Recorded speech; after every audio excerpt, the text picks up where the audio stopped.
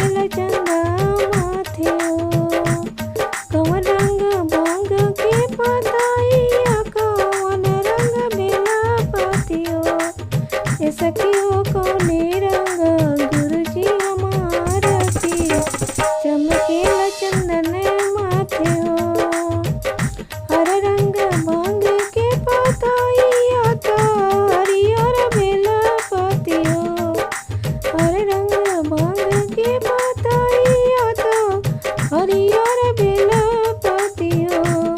ए सखियो सावर रंग गुरुजी हमार तो चमकेला चंदा माथे हो। ए सखियो सावर रंग शिवजी हमार तो चमकेला चंदा माथे हो।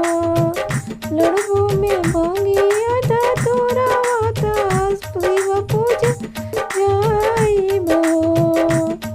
लड़बो में भांगिया था तोरा शिव पूज आइबो।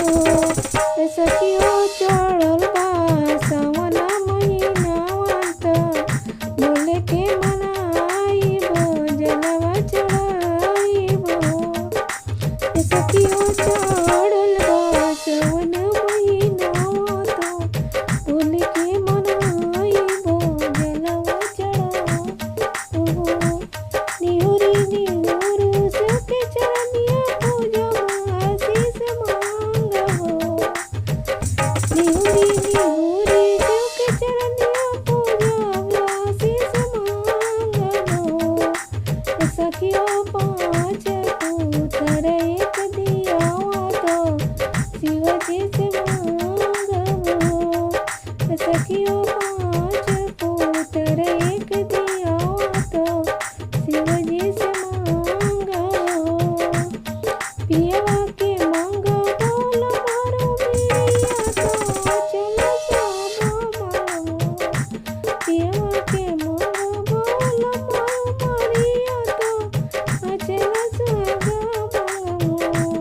ए सखियो अनादाना मांगबो तो शिव के आरती उतारबो।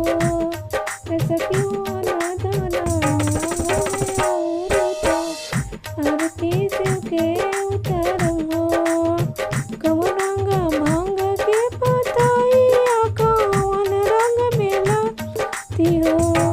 ए सखियो कवन रंग गुरुजी हमार की चमकेला चंदा